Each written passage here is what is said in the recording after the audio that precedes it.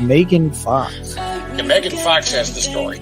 Megan Fox. Megan Fox. Megan Fox writes at PJ Media. Eat Tucker. And that was your last. Damn it, man.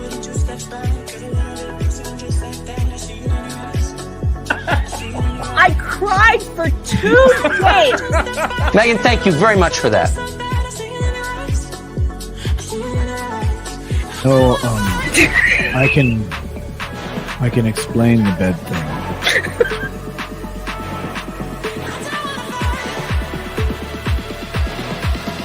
If you don't show up and vote, up your ass.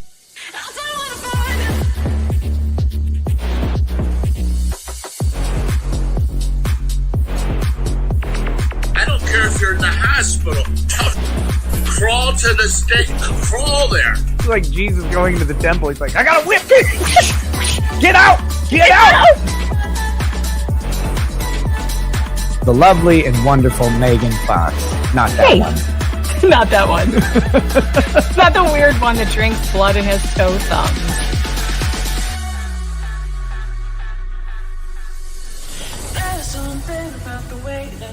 Megan Fox. Megan. And honestly, Megan, if you don't like it, I'm sorry. She's the devil. Megan Fox. Megan Fox. I've been very nice to you, although I could probably maybe not be based on the way you have treated me, but I wouldn't do that. You've never met a like me. You want to tangle? You want to go? Holy sh!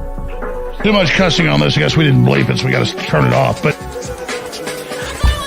it's You pissed off the wrong woman. oh my God, I have been assaulted, but Megan Fox runs wild on you, brother. She's the devil.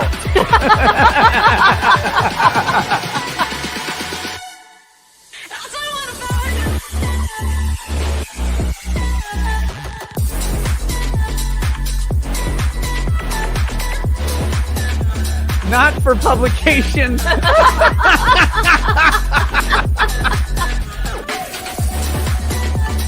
story. I'm Megan Fox. Thank you. Cheers.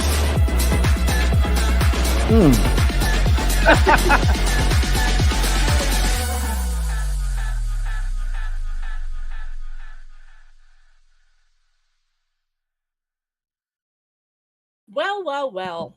Welcome back. I'm back. It's me, Megan Fox. I'm a journalist. I'm an author. I've written some books.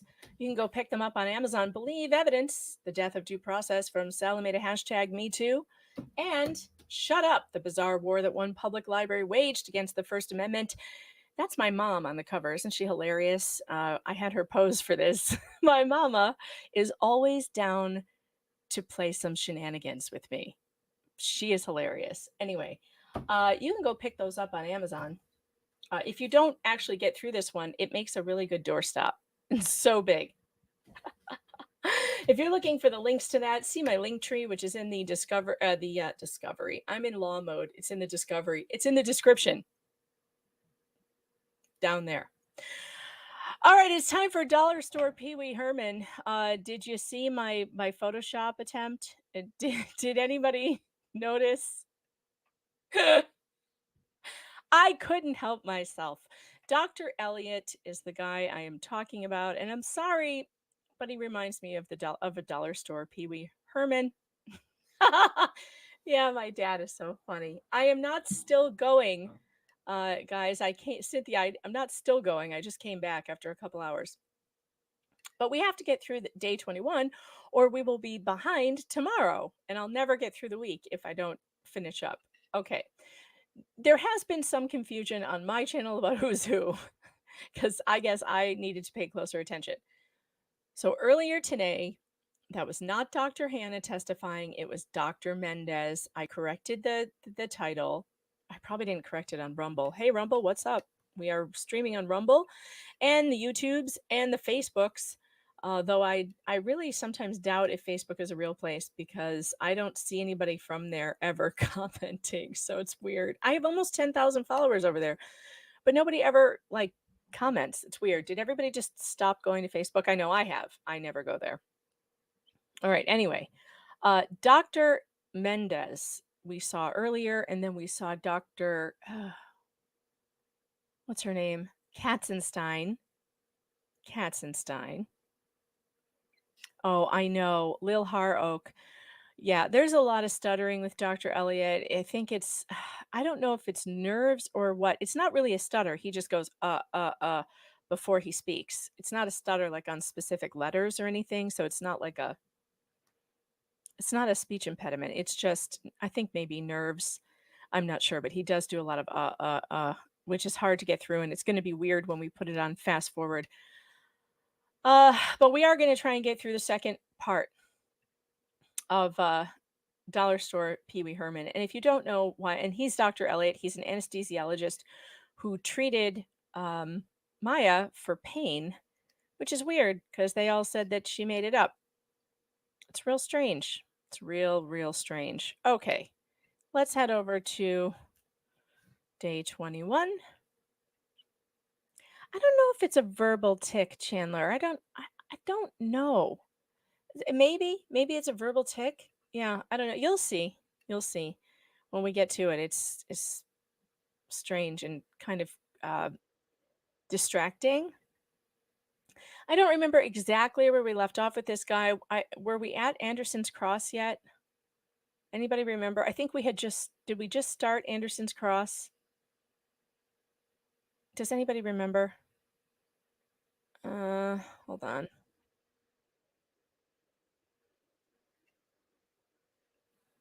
I don't think we got there yet. I don't think we got to the cross yet. But you know what? I am going to start at the cross. If you want to go back and watch every single second of Hunter's questioning, you can do that. I'm going to just start with the cross. Because frankly, I thought the direct was boring. So boring. Just, trying to make Johns Hopkins look wonderful. I'm an employed physician there, but believe that medications can be used to facilitate some of those things, meaning we do give medications to help facilitate physical therapy. We do that if... Hold on, let's get to the question so I know who's talking. So, all right. Physical therapy, occupational still therapy. Hunter. On the 11th, I met Mrs. Kowalski. Okay. As best you can, doctor, could you describe to us what that conversation consisted of in terms of what recommendations you made? Yes, I believe it's a rug, you Mrs. guys. Kowalski wanted to do and what the ultimate decision was. It's bad. Yeah, I will do my best. Mrs. Kowalski tended to demand more interventions, more aggressive of things such as higher doses than what we were giving, potential for intubation in light of giving those. He also swallows really hard a lot. Higher medications, meaning putting a breathing tube in to safely give higher doses of medicine, as well as requesting things such as implantable pain pumps to help manage pain. And I attempted to share with them some of the evidence for those things and why they probably weren't in the best interest of Maya at that time. Let me ask you about two of those issues specifically. You mentioned the question of intubation of the patient. Why would that have been suggested, and why was it a good, bad, or indifferent idea? All right, we all know the answer to this. Um, We all know what they're going to say about intubation. so that they work more efficiently. And I want to skip to the cross. it definitely came to question that. The weaning program that was followed. Yes, and I worked with her parents as well, and we had continued, as you can see in my notes, agreement on the plan. And The strange thing is he keeps testifying that the parents were in agreement with him, that they were pleasant and they agreed with him. You know, one of the problems I'm starting to see with Johns Hopkins care is that there were so many doctors involved in her care, and I don't think any of them talked to the others. And until after the fact, obviously, when the suicide happened. I think then they all got together and got their stories straight. But I think before that, when they were treating her, I don't think there was much communication between them. And there were so many different doctors that some of them only saw her for like an hour total. Like this guy wasn't there when she first came in, and then he was there later. And then there was other doctors. And like, it doesn't seem like a really, again, this hospital seems to be very poorly run. Close that loop with them.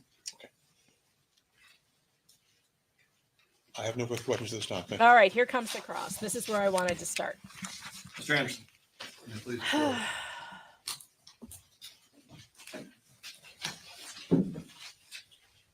Glasses. I won't use them with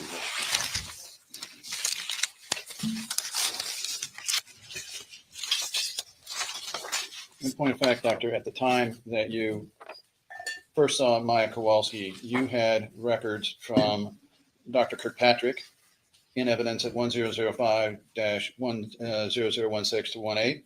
I don't, may I see those? May I approach you? I've got the list one. 0016.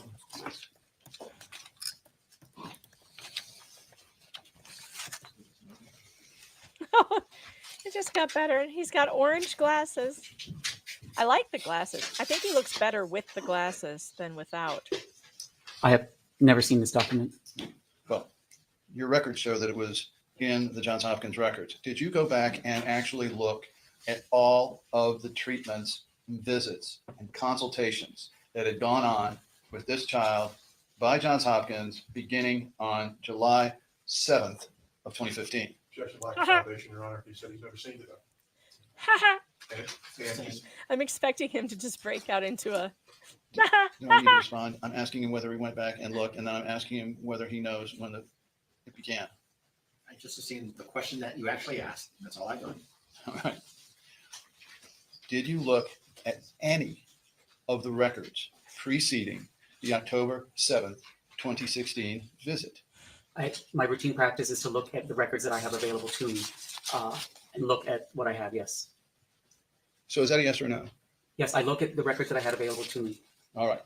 So then those would include Dr. Kirkpatrick's records forwarded to you all after his September 23rd, 2015 consultation. Objection, Did you see that? I have not seen this record, sir. Okay. The Sarasota Memorial Hospital record from June 15th, 2015. Same objection, I lack foundation. He hasn't answered the question on this one.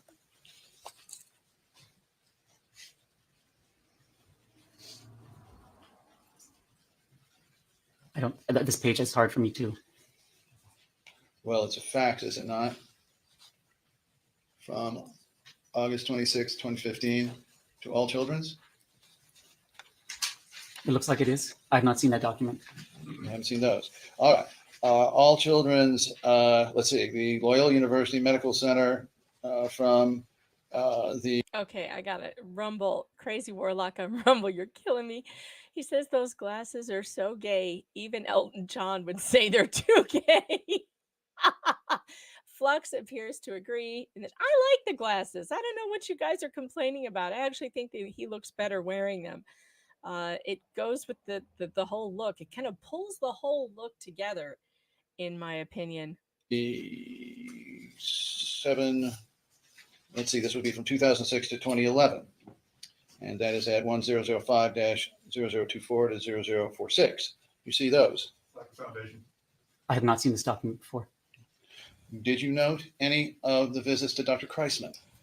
I did see some notes from Dr. Kreisman, yes. You saw Dr. Kreisman saw Maya approximately 2 months before she went to Mexico for the medical infusions there, right? I believe I recall that, yes. And then you saw, I'm assuming, the visit after. Here's what I cannot believe about what we're about to hear. Is it true that and this is new information to me, folks. Is it true that Johns Hopkins, All Children's, knew that Maya's parents were taking her to Mexico for the ketamine coma and, in fact, installed a port and saw her for a psychological visit beforehand, installed a port for the actual infusion, because that's what he's about to say, If that's true, and then they turn around and say that this was child abuse when they knew it was going to happen, installed a port for it to happen, what the hell? For that, approximately 4 months later, 5 months later, excuse me, in May of 2016. Did you not? I cannot specifically comment. I looked at a lot of records, whether I actually saw that specifically, but I looked at a lot of records, yes. And this was the one where, for instance, he said, if this is a new child, she's happy, she appears in no pain. I can put it up if you like. I do recall that.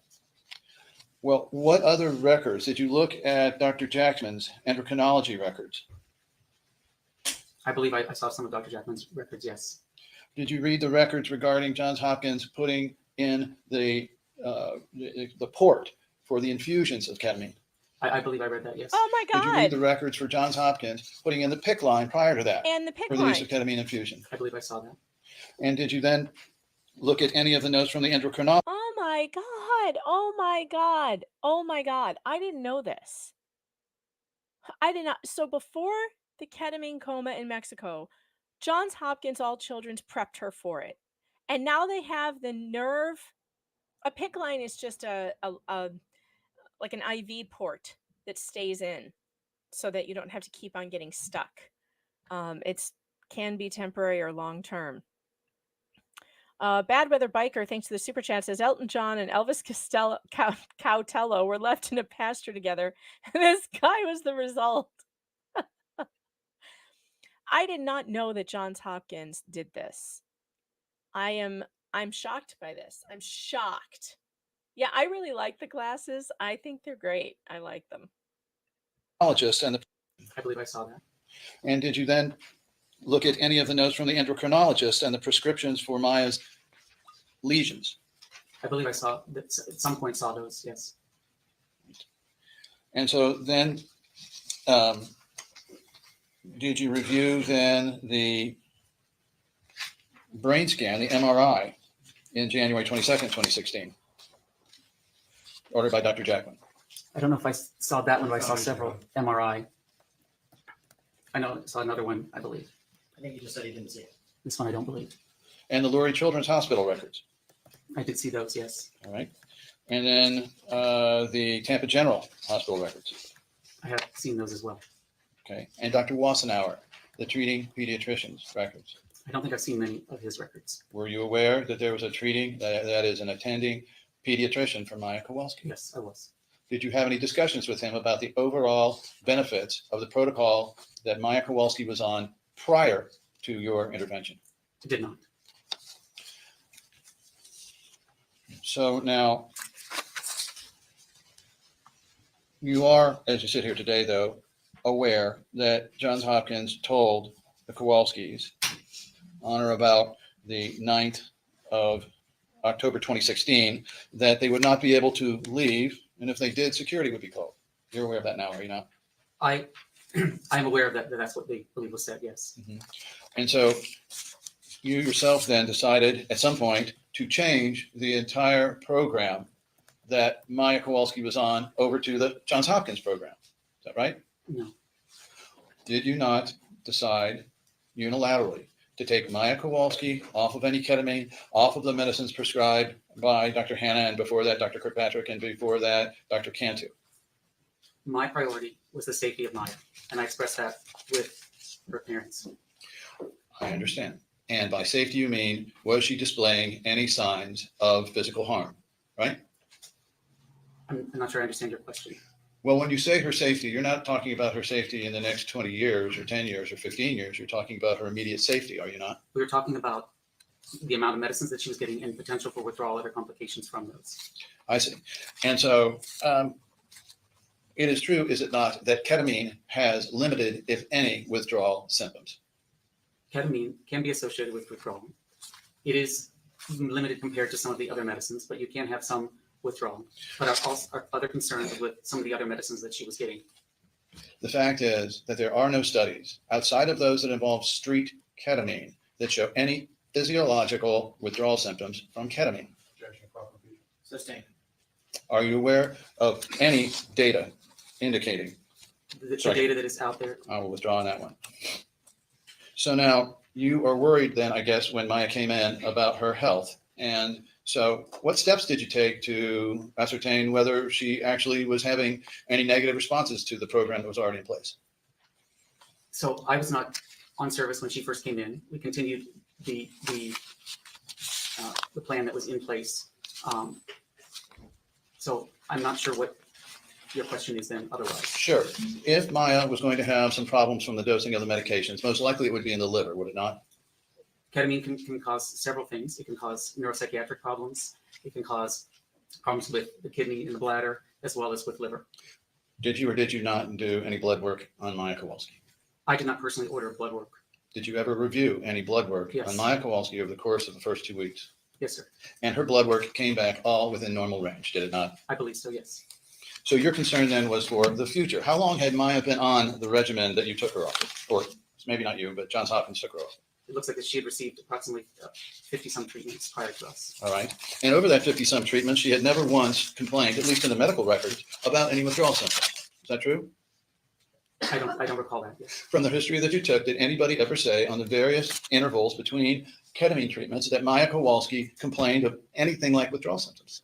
If you look at the presentation that she came with, agitation, she had nausea, she had anorexia, as well as motor disturbances, all can be related to ketamine, as well as potential for some of the other medicines that she's getting led to potential significant constipation that she had. What she had was a condition known as gastroparesis. True? I did not see that documented. Mm-hmm. Gastroparesis is, well, explain to the jury what gastroparesis is. So gastroparesis is where the motility of your stomach is decreased. And it can manifest in a number of different ways, isn't this true? It can, certainly. Yeah. And one of those ways is what? By nausea? It certainly can. And then constipation is a constant one. Gastroparesis has nothing to do with constipation. And general unrest there? In the gut, that is. I'm not sure I understand what you mean by that. Well, the point being, if you are familiar with CRPS and its diagnosis, you are aware that gastroparesis is one of the complications of CRPS. There's no association in pediatric CRPS with gastroparesis.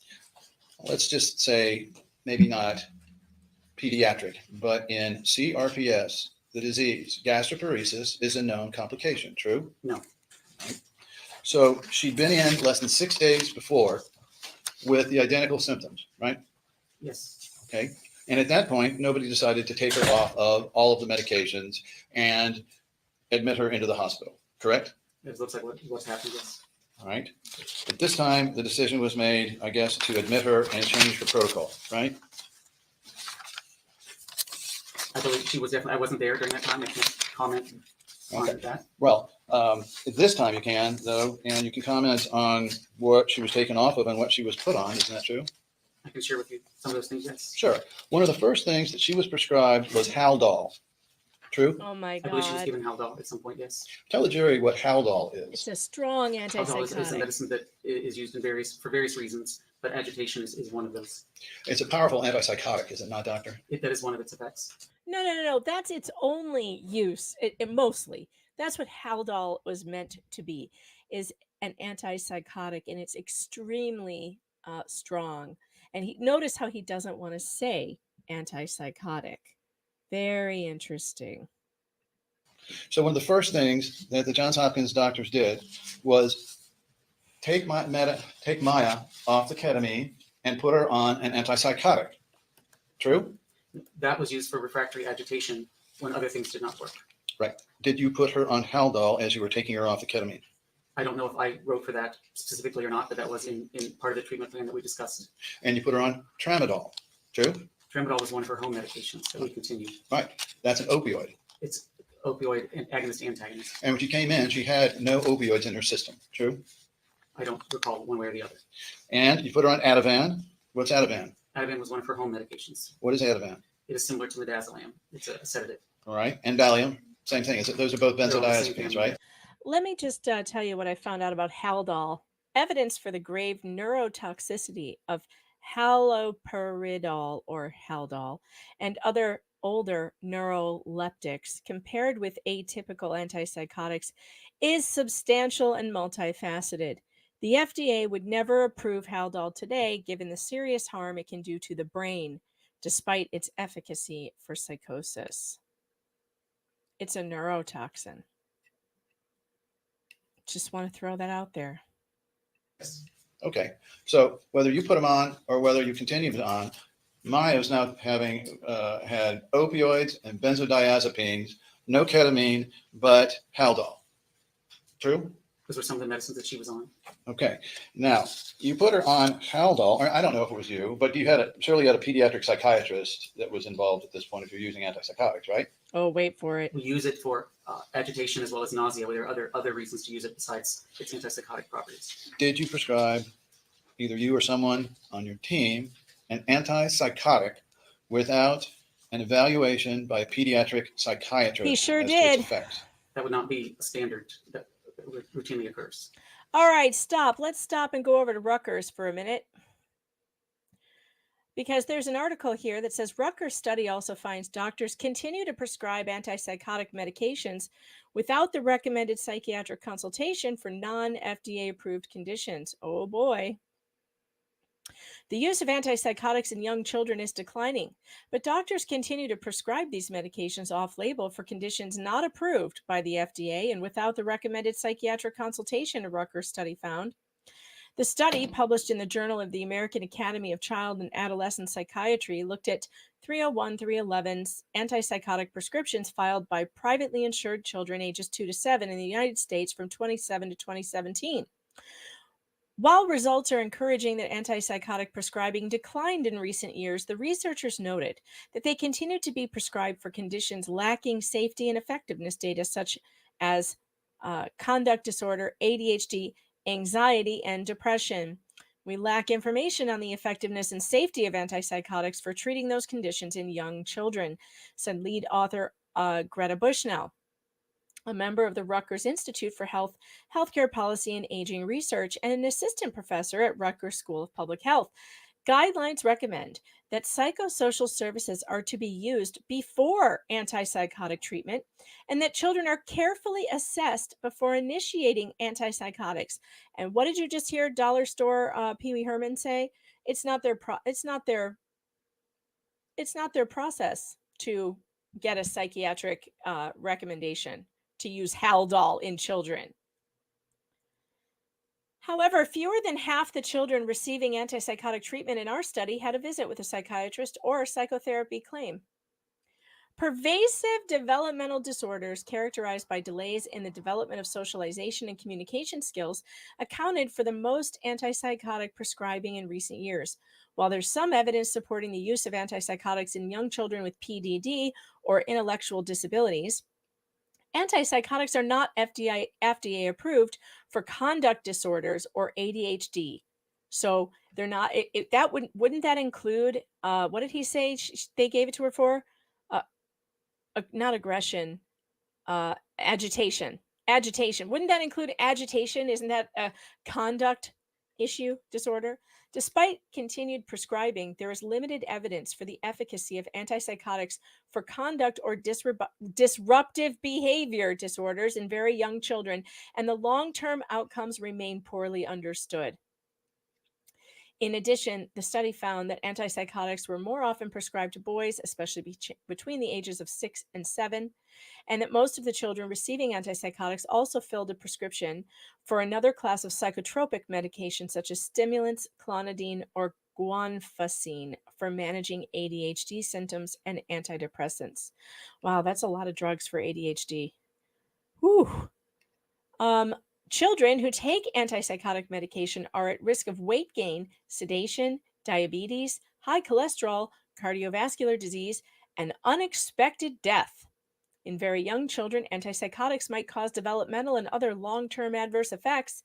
The low rate of use of safer first-line psychosocial treatments such as parent-child interaction therapy, oh well, they didn't let her have any of that, or cognitive behavioral therapy, she only got 3 hours out of 90 days, potentially puts children at unnecessary risks associated with antipsychotic treatment, Bushnell said.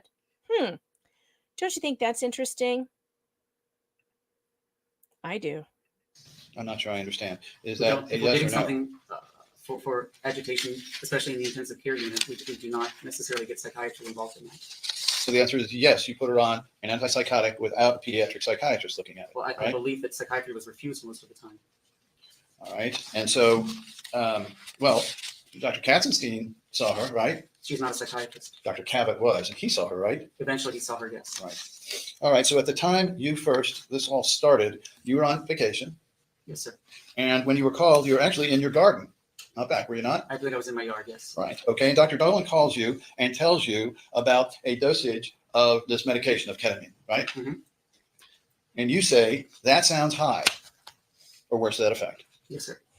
At that point, you did not know whether it was in, and what is a bolus, by the way? What is bolus versus an IV infusion? So a bolus can be very good, but it's usually given faster than an infusion. Okay. And so at that point, she did not describe whether or not Maya was getting all of these, the amount of medication related to you in one bolus as opposed to an infusion. All right. I want to M. Shannon. Holy cow, what a cocktail of drugs for a young child. Yeah, please keep in mind, this entire thing happened because they were pissed off that her parents were having her get ketamine treatments.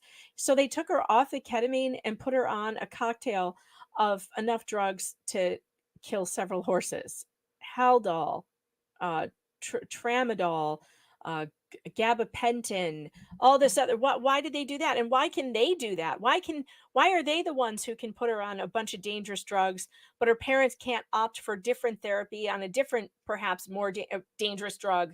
Although I don't think ketamine is as dangerous as Haldol. Not when overviewed by a doctor. Rosalind Duke, thanks for the super chat, says, you have saved my sanity the past week. I appreciate you. The worst 8 weeks of my life. And here I am laughing. Thank you. Well, you know what? I appreciate you too. Thanks for being here. If you weren't here, it would not be the same. Thank you so much for that. True. I don't recall the specifics that were told to me. Well, there's a big difference, isn't there, between putting it all in at one time and an infusion over several hours? It depends on the total dose. And the total dose is determined by titration, is it not? Total dose in pediatrics is based on weight. Okay. And if you're going to infuse it, you titrate. True. Depending on the reason. All right. And if the reason is pain cessation, then you would titrate, would you not? To limits, yes. Right. There are limits. Okay. And in this case, who was best to determine those limits? The physicians who spent all of their time on CRPS pain patients and were actually part of foundations determined to do that, or you guys? Well, Yes, sustain the argument. But are you a member of the RSD Foundation? No. And you do not specialize in CRPS, do you?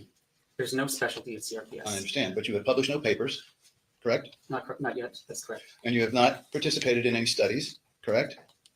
That I don't recall. You have given no talks, no lectures on CRPS. No. Nor have you given any particular studies or lectures on the use of ketamine to treat CRPS, true? That's correct. But you, Johns Hopkins, had determined that whatever was going on out there, whatever was going on with those other doctors, you guys knew better. True? Overruled on that. Is that true? No. I see. So it was a mistake. You guys were actually going to stay with what was? We were providing evidence-based care that we were comfortable with for pediatric patients. Do you recognize as authoritative the consensus guidelines for use of intravenous ketamine infusions for chronic pain by the American Society of Regional Anesthesia and Pain Medication? Yes, that is a guideline. And have you reviewed any of their papers there? I've looked at that, yes. And would you agree with me that they're based on their papers, and I can show this to you if you'd like. There is at volume 43, number 5, the July 2018 paper that provides significant support for the use of ketamine, large dose ketamine, to treat CRPS. Up to 7 milligrams per kilo, yes. Okay. Now, in terms of what the ultimate load was, the ultimate amount, are you familiar with what a P450 enzyme is? Yes. Does a P450 enzyme break down ketamine? It's part of the mechanism for which it is broken down, yes. And is that P450 enzyme a result of the use of prednisone or others of that type? I'm not sure I understand your question. P450 enzyme will extended use of prednisone and other prednisones of which family again? Steroid. Other steroids will cause P450, the P450 enzyme in fairly high amounts. It can do both. It can either upregulate it, but it also, you don't really know, it can also downregulate that enzyme. All right. But you did not take that into account when you were trying to determine how much, right? I'm not sure I understand the question. Did you do any independent studies or any evaluation of where the latest literature was on the use of this type of treatment, that is high dose infusions of ketamine to alleviate pain in CRPS patients? Yes, we did. We looked for literature and did reviews, yes. Right. Your own literature, though, inside.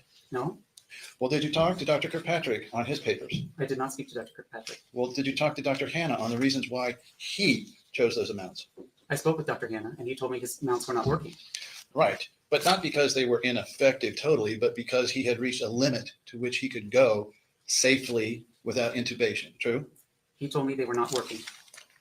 Not because ketamine doesn't work, but because he had reached a limit to do it He did not tell me outpatient. that. He's saying he did not tell you that? All right. All right. So now, in your evaluation then, and let me get this straight. Does Maya Kowalski have CRPS or does she not have CRPS? What do you mean?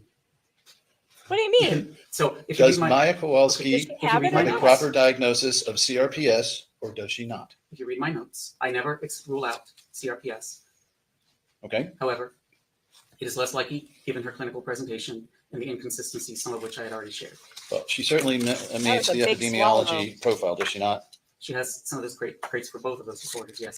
Let's see that big swallow again. That big swallow is disturbing to me. If you read my Have a notes, proper diagnosis of CRPS or does she not? if you read my notes, I never rule out CRPS. Okay. However, it is less likely Gulp. given her clinical presentation and the inconsistencies, some of which I had already shared. Well, she certainly meets the epidemiology profile, does she not? She has some of those traits for both of those disorders, yes. Well, she was 15. She was female, adolescent, Mhm. right? Mhm. She had. Yeah. Whoa. Nick Campbell, notice how he used rule out to mean exclude, unlike Miss Katzenstein, who said rule out meant to keep in. And can we get our verbiage down, folks? Can we get our definitions of words straight? Because yeah, I'm not understanding what you're doing. Epidemiologies.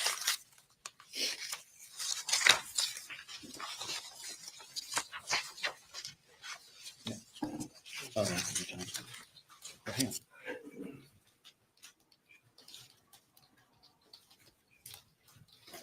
Can we pull up 2017-754? And let me ask you, doctor, over this period of time, were you billing for CRPS? What do you mean? You're asking for billing codes? Well, I don't know that you need them here. Okay. Were you billing over this period of time for CRPS? Yes. Can you bring up 2017 dash? Excuse me, Your Honor, that's a partial answer to the question, and a partial question that was asked. In other words, documents. Overruled. You can continue. Thank you. 2017-762.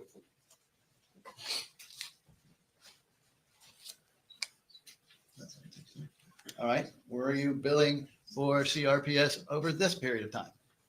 Where are the dates on here? I'm looking right now. Date of service, December 2nd, 2016. So these are diagnosis codes, not billing codes? Again, with the diagnosis codes versus the billing Okay. codes. Why aren't they Were the you same? billing for complex regional pain syndrome treatment over this period of time? I would have to see, I'm assuming so, but this is a diagnosis code. All right. Oh, Yeah. God. That's all I found.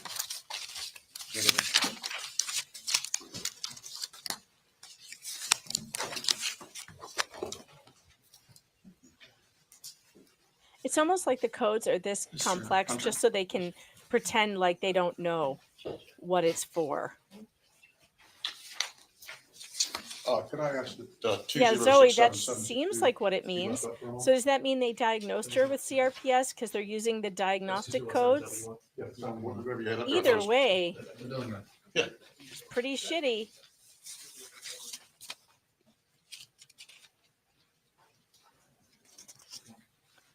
I really can't stand Hunter anymore. I can't stand the sound of his voice. I had 2067-762, whatever. Uh, Okay, we put that nice little red ring around all the diagnostic codes, not just school? All the way down.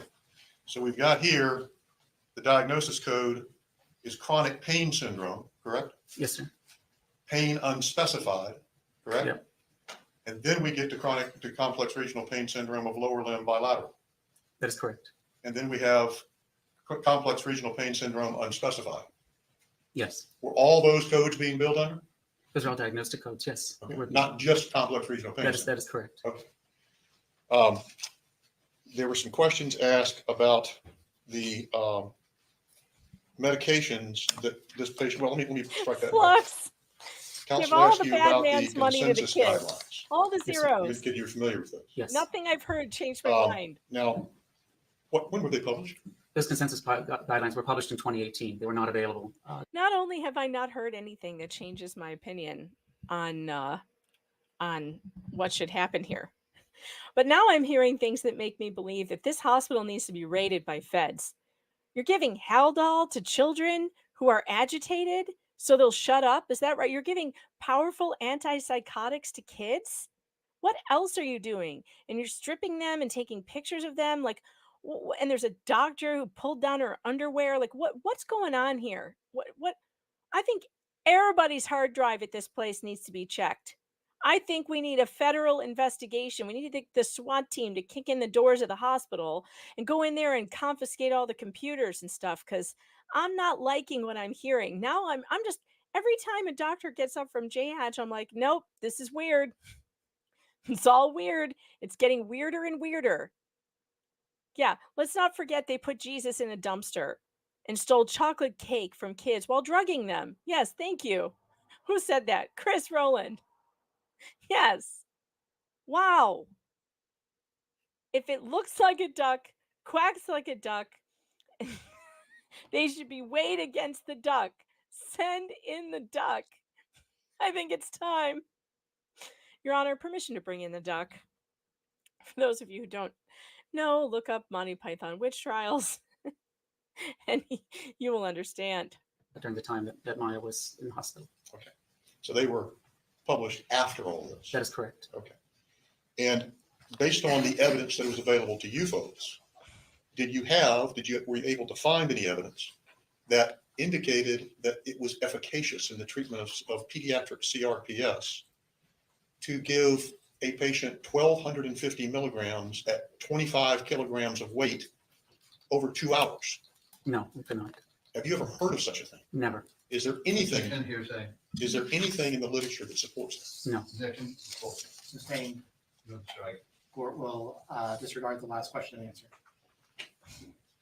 Is there evidence? Are you aware of evidence to support the idea that that level of ketamine is safe for a child? Objection. Yeah, they kicked out Mother Mary.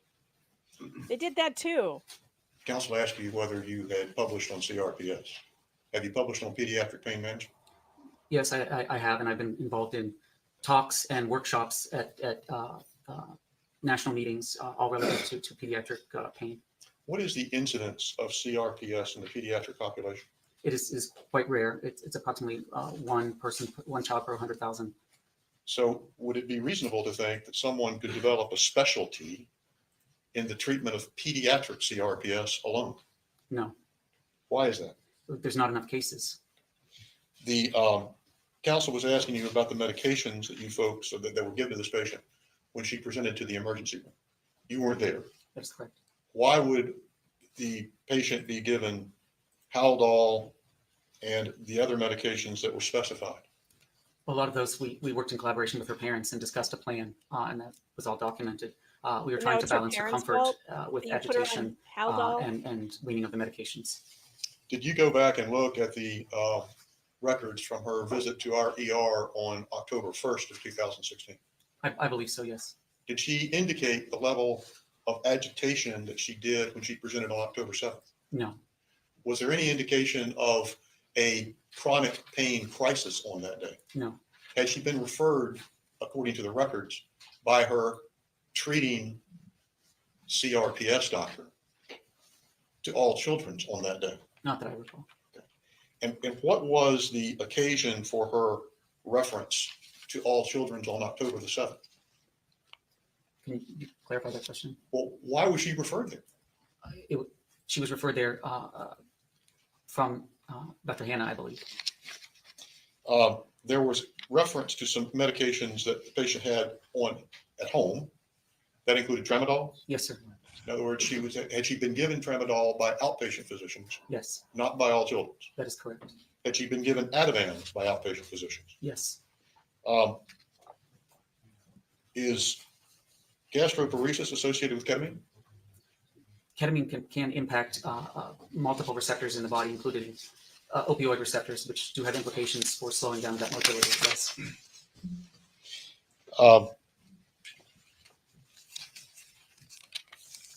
We've been talking about the extent. Well, let me back up a minute. We talked earlier about what records you had available when you saw this patient when you came on service. Counsel showed you several records. Were any of those available to you at the time that you first saw this patient? They were not available to me that I recall. Okay. And at the time that you first saw this patient, did you have any records available from either Lurie's or Tampa General? No. Why were you concerned about the ketamine doses that Dr. Hannah described to you? Ketamine can have numerous side effects. She already had a history of elevated liver enzymes, I believe, in the past, and then she was getting these large doses of ketamine. Ketamine is also what is called an NMDA receptor antagonist.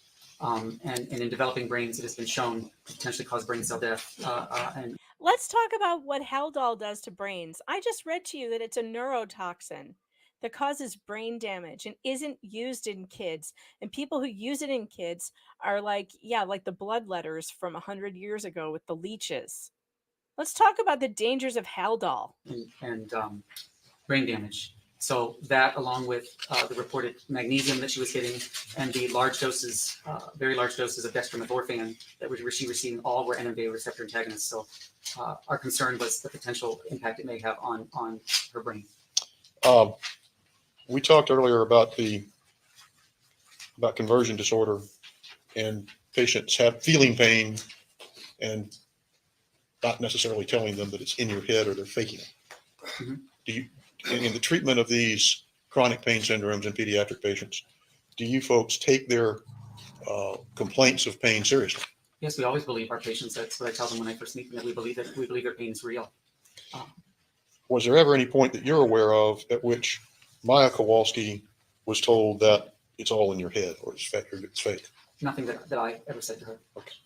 And were you? Well, you might not have, but she sure heard it from everybody else, like Kathy Beatty, and it's all over the notes. It's all over the notes that you were trying to catch her faking. Don't tell me she didn't hear nurses talking, or some of them didn't say to her that it's not real. Yeah, they did. Ever aware of her being told that her mother had put her in a coma or was in a psych ward? No.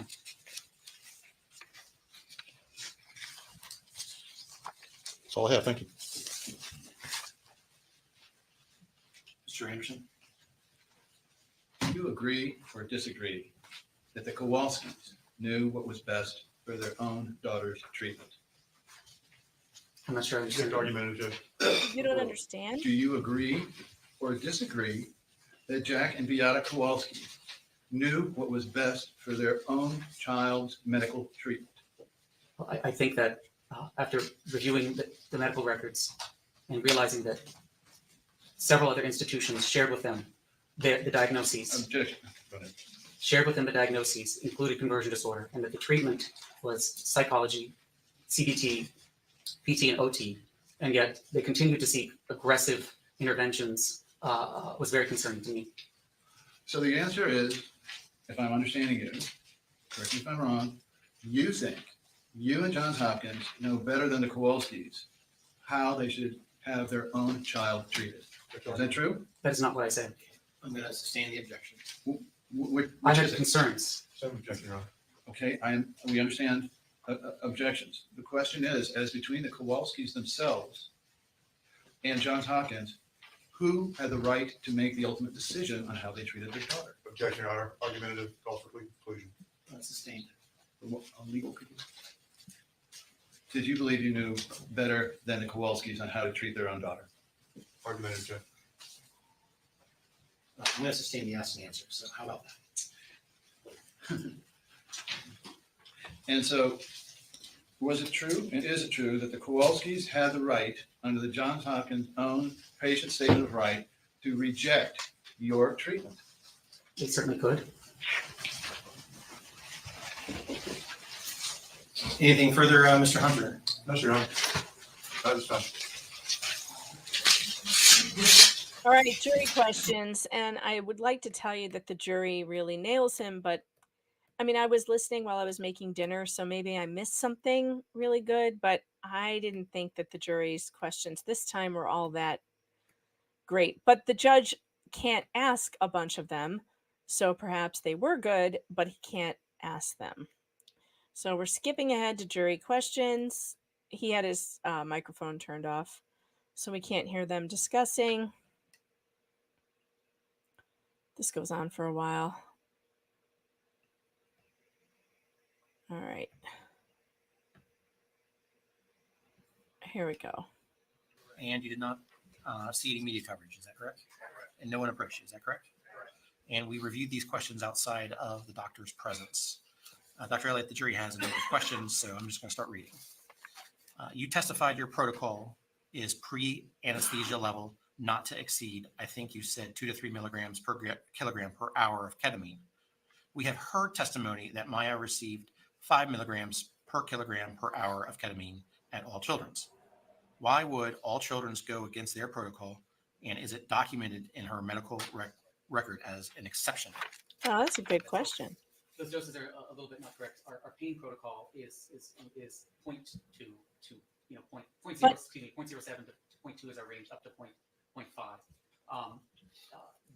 The dose that was decided on, again, I wasn't there at the time, I believe was a compromise with trying to balance what she had received before with some of the, whatever evidence we could find at the time, and working with her parents at that time to try to come up with something to help her and something that we were comfortable with based on the clinician's judgment at the time. What was the dose of Haldol Maya was receiving, and how often was it given? Okay. I don't want to guess. I believe it was 1 milligram. And the jury does not like the Haldol. Don't recall. It was probably every 6 or 8 hours as needed. The next question, then, what was the route in which it was given? I believe it was ordered intravenously. Next question, how was it, in your opinion, possible Maya could be getting such large doses of ketamine and still be awake?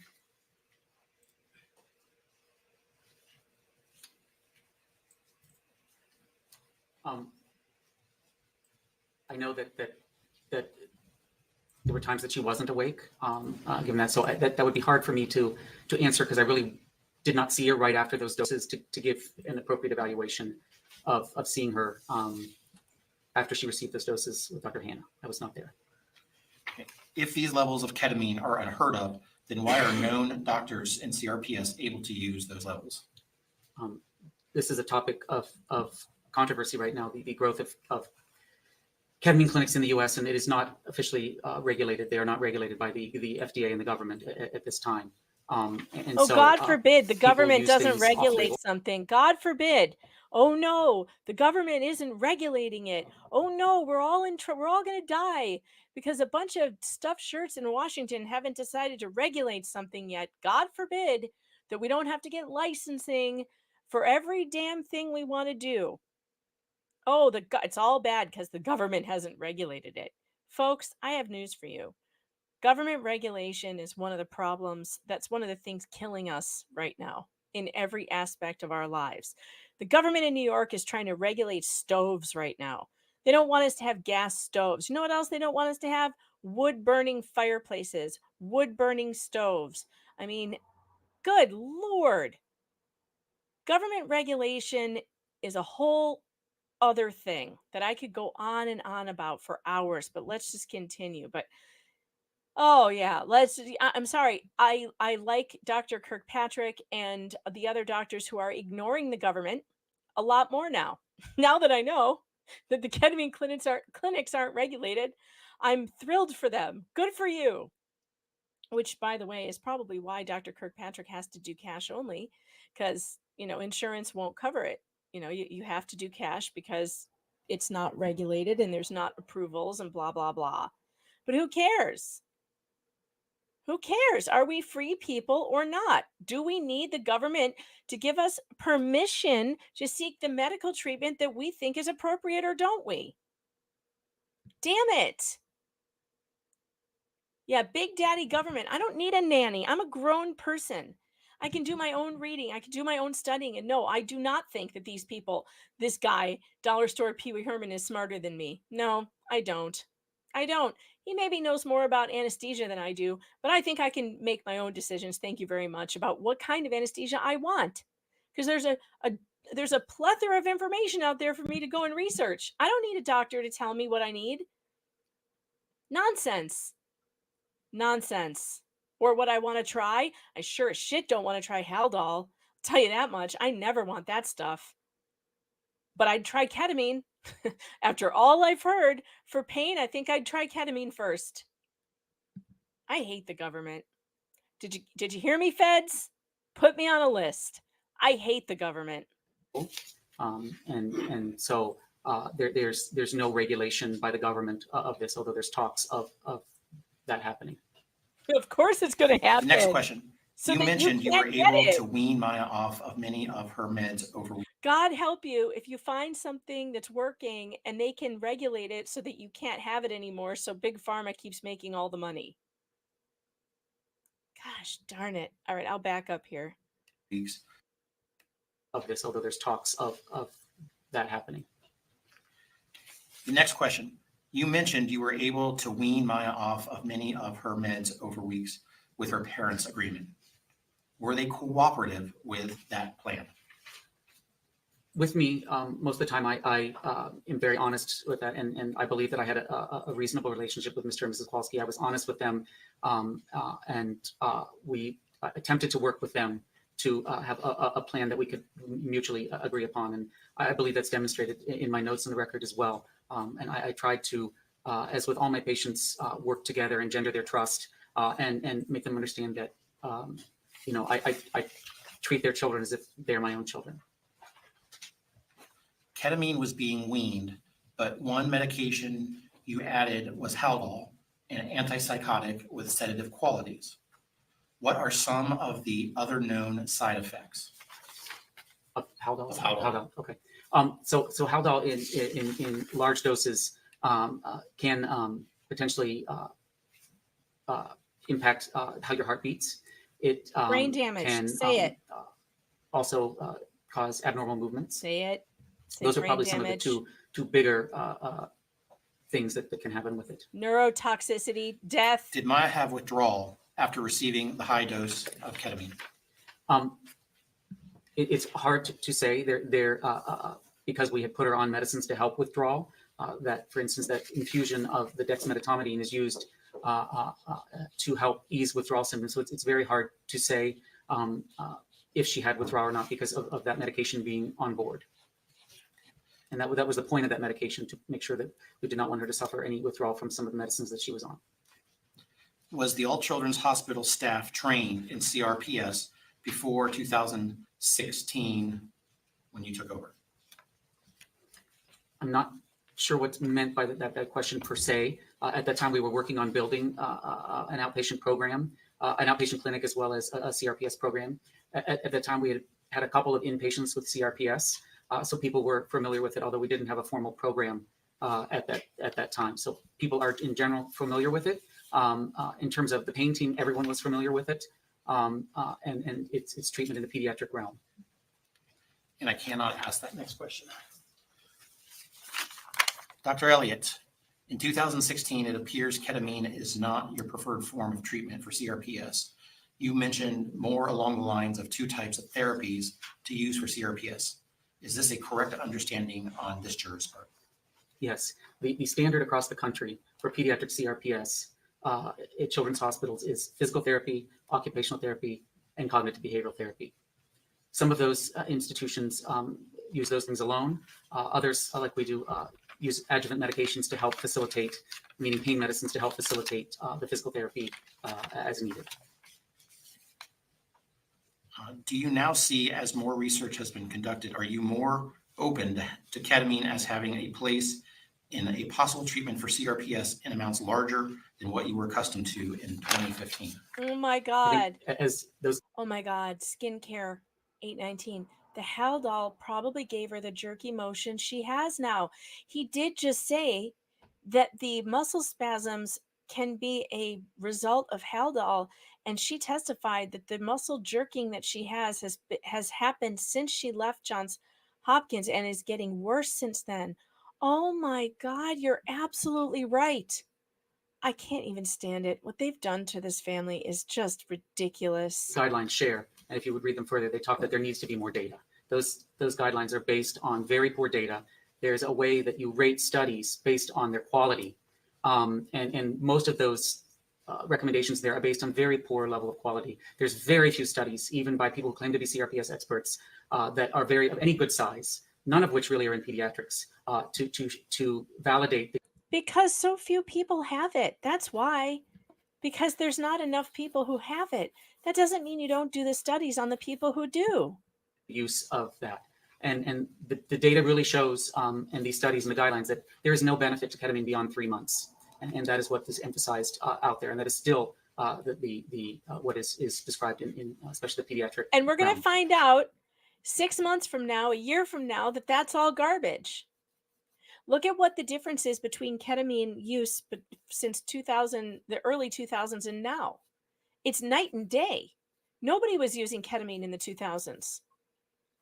But now in 2023, it's being used for all kinds of things. And in another year or so, we're going to find out that there's long-term benefits. Watch. You watch. Doctors don't know shit. They never know anything until they do. And that's how science works. That's why when people say science is settled, don't know what they're talking about. And they're not scientists if they believe the science is settled. It's never settled. We're learning new things every day. Nonsense. Have you ever been involved in medical research to find cures for illnesses using established or new drugs? Yes, I have been involved throughout my career in trials for different avenues of medications or things, vaccine trials, as well as other medications. Yes. Are you a doctor that follows only set and or approved treatments for a known illness? I think all of us use those as a foundation. They're trying to catch him, saying that he has used off-label drugs. But I wish they had just asked the question, have you ever used off-label drugs in your practice? That's the question they should have asked, because he gets to weasel out of this. For the treatment of diseases. Do we look beyond that and look at each individual patient? Yes. Balancing, safety of treatments with outcomes in that regard. And so, especially in pediatrics, we have to be much more mindful of things because of the varying changes in body chemistry, and what we call physiology based on age is very different than in adult patients. So it's harder to do some of those things and go outside of that scope with pediatrics. Some of that is protected on state level. For instance, in Maryland, it's very hard to do drug studies on pediatrics because of the laws protecting children. And I experienced that when I was in Maryland. Are you saying that diagnostic codes do not need to match the billing codes that is sent to insurance companies for payment? So I don't claim to be an expert on diagnosis and billing, but usually for patients, they are submitted what are DRG codes or ICD codes, excuse me, is the newer term, and then CPT codes, for lack of it, which are billing. So there are two codes. A lot of that is determined by hospital billers who are expert in this based on the stuff that is in the note. We don't always assign that. We usually assign diagnoses of which we may have made or other people may have from their past medical history. So a list of diagnoses, and now in more modern medical records, we have kind of active diagnoses labeled and but historic, which we didn't always have in the past. So we try to be more of that, but we try to be all inclusive as well, so that when other providers are able to look at the record, they can see that at least was in the history and take that into consideration when kids present with things. Those are all the jury questions. Mr. Hunter, do you have any follow-up? And Mr. Anderson, any follow-up? As we sit here today, you have no data showing systematic harmful effects of the use of ketamine in treating CRPS. True? There is data on CRPS, on ketamine and potential neurotoxicity in children. Only for children. That study is Potential? for children under the age of 3. Isn't that true? It's not a study. Proper impeachment, Your Honor. Overruled. You can answer. It is not a study. The official FDA communication is for children now potentially 5 and under, but they also claim that they do not know. We do not know that the brain is developing up until upper teens. Was Maya 5 and under at the time? She was not.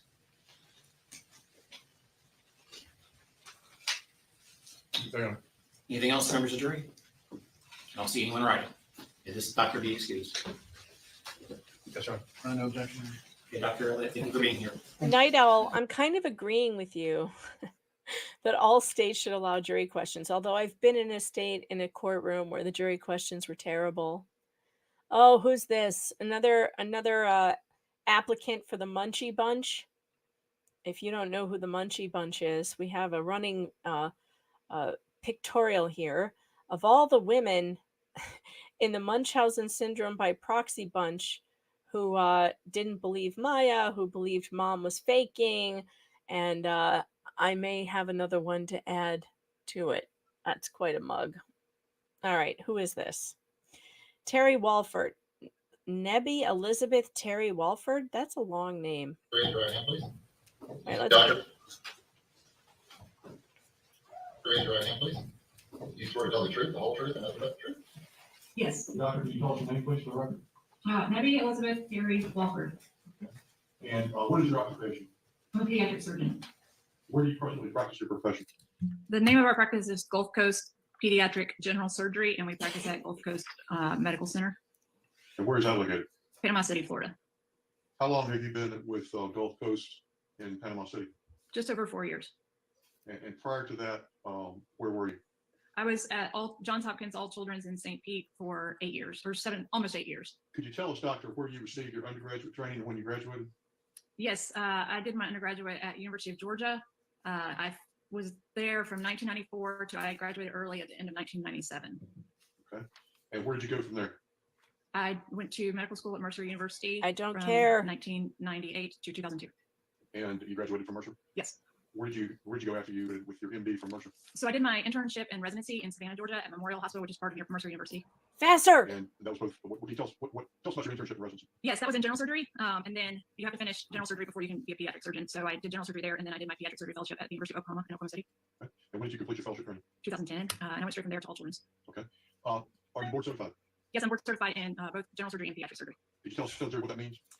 Yeah, so in order to be board certified, you have to finish a residency and pass for general surgery and pediatric surgery, both written and oral board certification exams. And you have to maintain those certifications by completing case logs showing the work that you've done in CME every year. The old system, which I'm still accredited through general surgery, involves a comprehensive test every 10 years, but they've changed it over to a CME and case log system now. So that's how I maintain my board Oh certification. my God. Can we please get to what you know about the Kowalski? Here we go. Here we go. Here it is. Here it is. Let's go back to 1.25. Do you remember her? No. Have I provided you certain records regarding certain records that you created when you saw her at Johns Hopkins All Children's? Yes. According to the records, how did it come about that you saw her? So she was a patient who I saw in the office or clinic, if you will. She was scheduled through our office after she had, I assume, a referral from the referring physician. That's how we see patients. They come with referrals because we're not a primary care situation. They come from another physician, basically. Okay. What was the purpose of the referral of Maya Kowalski to your practice? Basically, she was referred to get a port placed. Okay. And what is your role as a surgeon when a patient is referred for the placement of a port? So as a surgeon with ports, we are basically mechanics. They ask us to do a job and we do it. It's not something where we treat patients other than putting in ports and ensuring in good faith that someone is going to take care of those ports, flush them, do the random maintenance that needs to be done. In the case of Maya Kowalski, what history did she give you upon presentation? Or what history were you given upon her presentation? So based on my review of the records from my office, that she had a diagnosis of RSD and needed the port for ketamine treatments and blood draws. Were you familiar with the physician who referred her to you? No, I wasn't. Is that fairly typical in these situations? Yes. Did you ever consult with the referring physician in this case, Dr. Hannah? No, the only thing we do is our office automatically generates a letter back to any consulting physician with a plan and basically our office note from that day. Did you undertake to evaluate or confirm, or for that matter, comment on the diagnosis of RSD? No, in fact, I barely know what it is. It's not my job to diagnose something that's out of my realm of knowledge. Did you consult with Dr. Hannah or any other doctor for that matter regarding the treatment regimen for RSD? No. Your question is, why did I not consult with someone about this treatment? Yes, ma'am. It's way out of my realm. If somebody comes to me that needs support for cancer or whatever, I'm not going to say, first of all, I don't think this patient has that cancer or has a different cancer. And I'm not certainly going to say, well, this patient should be treated with radiation and not chemo. It's every physician has a different job in the management of complex patients. And my job is to put in a port when someone orders a port. It's not to second guess or change the treatment that a patient's undergoing. Were you successful in this case in placing a port in Michael Walsey? Yes. Did you ever see her again after that? Not to my recollection. Sometimes we do post-op visits, like a patient will have an office appointment 2 to 4 weeks after a procedure is done. It's not routine for ports because usually those patients are already in the system seeing other physicians. And I haven't seen a note that I did. So I assume that I did not, but I can't say 100%. Did you have any occasion to consult with any of the other physicians practicing at Johns Hopkins regarding Michael Walsey? No, the only conversation I would have had is, and I don't remember anything, but during a procedure, and I even saw my order speak with anesthesia about if the patient needs like a pre-medicated steroid for surgery. We discussed the history with the anesthesiologist as we're going to the room, but not really. It's more just like, do we need to do anything specific for this case? It's not about her overall condition or treatment. So would you have been discussing with them any overview or oversight of the RSD diagnosis? No. And here, obviously, it says there's a sticker for Michael Walsey in your name, and then it says 020316, and then under chief complaint, what is that? Is that eval port placement? Mm-hmm. Yes, that's what our office staff writes down for the She's reason so why the bored. patient has come. What is an eval? It just basically means to see if it's something that we can do. What are you looking for there? Several things. One of them is a history of what lines the patient has had in the past and whether or not we need to work them up for clots in their venous system that might have a problem with putting ports in. Another thing is evaluating their chest wall based on the age and size of the child, whether or not they can fit a port on their chest wall. Those are the main things. I got it. That's fair enough. Okay, let's go down to new problems. Can you translate where it starts with what I think is a W, or it could be an L/O, or? History of RSD. Oh, that's history. History of. Okay. And for the benefit of the jury, is that the same thing as CRPS, complex regional pain syndrome? So I have that in my past medical history right there. My guess, because I've never heard of CRPS before or after, is that whoever was providing the history told me that. Got it. All right. Since that time, are you aware that RSD is an older term for CRPS? Only because of this case, someone told me that over the phone. All right. Now, underneath that, needs port. Mm-hmm. Is that what it says? Yeah, it says needs port, frequent ketamine infusions, IVs, blood draws. And have you, strike it, I gather you have done more than one port placement in your career. Yes, hundreds. Right. And if not thousands. What is the typical, if there is a typical, reason for a port placement? There is not a typical reason. Usually it's some sort of infusion or patient with poor access that needs access for either infusion or blood draws. I would say the most common reason is for chemotherapy, but certainly there's no typical reason. We place them for other reasons as well. Have you placed a port for RSD, or if not that, then long-term chronic pain patients to receive medication before or after? Not that I recall. But for patients with chronic conditions that are in and out of the hospital multiple times. Well, the purpose of the port then is to receive medication and or fluids generally? Yes, or frequent blood draws for patients that are very difficult sticks. Okay. And in the reference here of ketamine infusions, is that your handwriting, by the way? Yes, it is. And where would that information come from? Whoever was providing the history, the family member, I assume the mother. Oh, there you go. For those of you wondering why Anderson's wasting time, he's not wasting time. This is a deposition. This was recorded before, and they chose these sections to use. And I'm not sure why he decided he needed this. I don't think she adds anything to the case. She's just a surgeon, and she's not going to know anything. I don't mean that to sound now is like she doesn't know anything. I mean, she's not going to know anything about this specific case. Like she said, she's a mechanic. She does the job they tell her to do. It's like rotating somebody's tires. We go rotate the tires today. That's what we're doing. So you go in and you do it. You're not really asking questions about, well, is the diagnosis correct? You're just relying on the diagnosis from the referring doctor. That's all.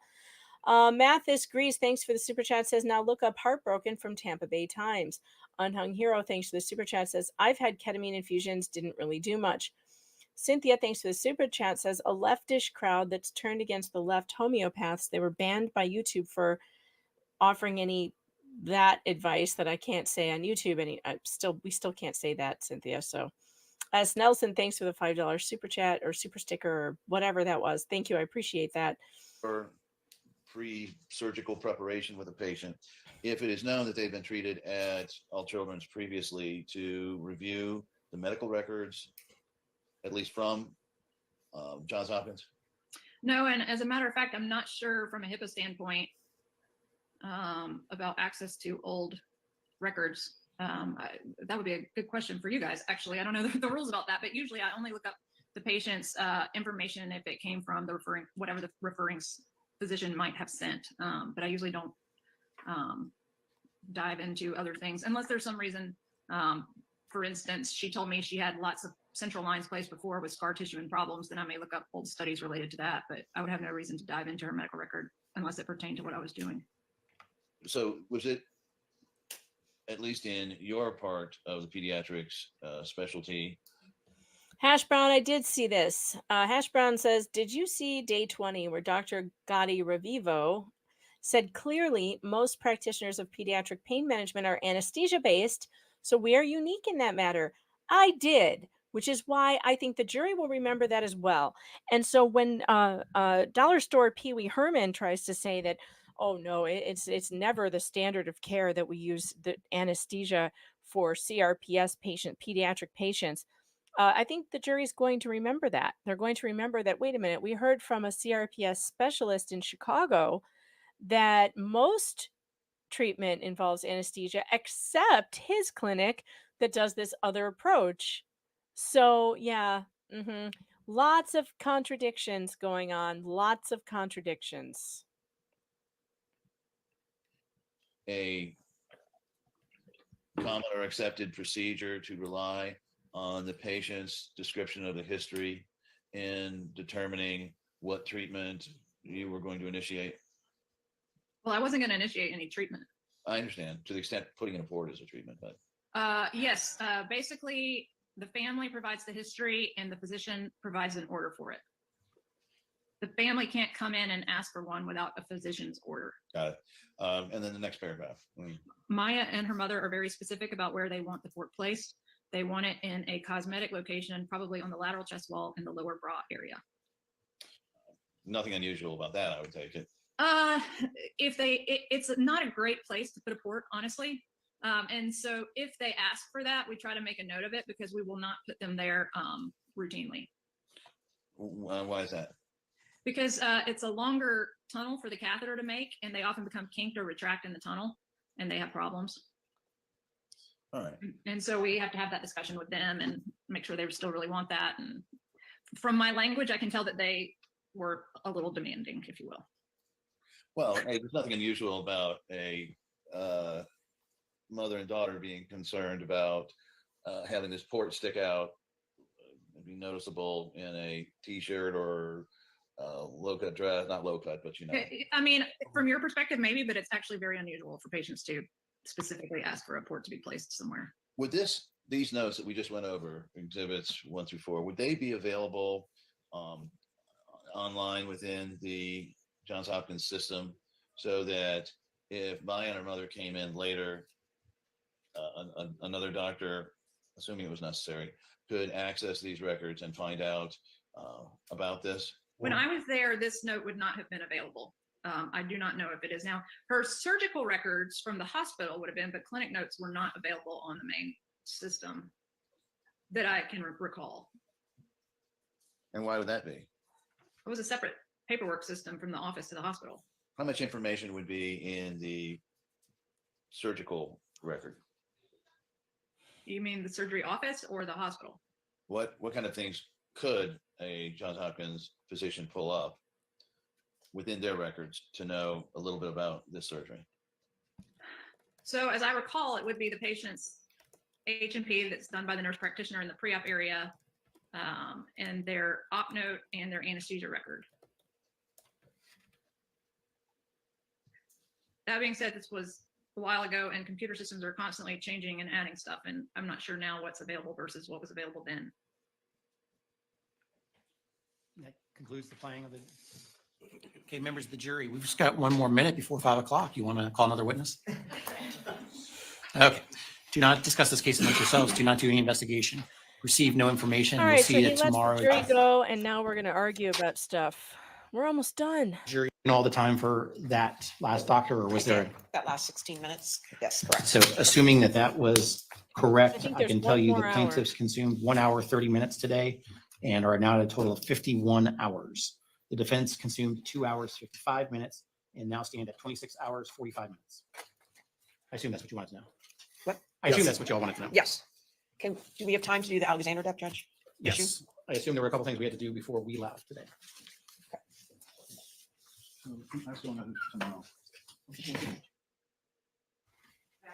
Yes. Judge, I'm actually not sure what they're, I'm not quite sure what the records is, but I understand from when we tried to put the records in. This is a doctor who was a resident at the time, took a history from Mrs. Kowalski that she was giving ketamine. And so I think the concern was. This was done in the ER room, the ICU. No, this was an admission.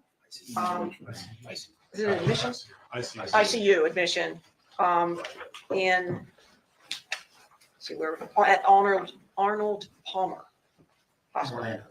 Okay, so if I could direct the court's attention to page 74, I only gave you the pages that were going to be, that we had designated. Miss Cruel is looking So recent if you today. look at I like page that jacket. 12, or line 12, it says mother states that she has been doing ketamine injections through the patient's port at home at 50 milligrams up to 30 minutes PRN. Mother states the patient will occasionally go days without needing ketamine, but sometimes she needs it multiple times a day. That's what I relate to me by the mother. And then if you go to page 81. When was this admission? April 2016. April, thank you. You go to page 81. Let's see. That's a question. Hold on, let me find the page 82. Sorry, in answering the question, because there's all this exploration of who said this and where'd you get it. The witness says on line 3, the way I documented this means that when we were speaking, we talked about getting the ketamine boosters every 3 weeks, as she does with Dr. Henna. However, I stated that she's been doing ketamine injections with the patient's support at home. And if you read on, I document several things. I said ketamine injections, which means IV. I stated through the port, which means I was told through the port, and I say at home. So he reiterates that the mom was talking at home. And then on 136, again, being asked about that statement, line 24, I say mother states, meaning mother is telling me that she has been doing ketamine injections. And then he goes on to explain what that means. There's no question, Judge, but that this is a party admission, if not medical history. And it is a statement that the doctor is testifying. He was specifically told by Mrs. Kowalski, which he then documented in the medical record as mother states. So I'm not sure what the objection is at this point.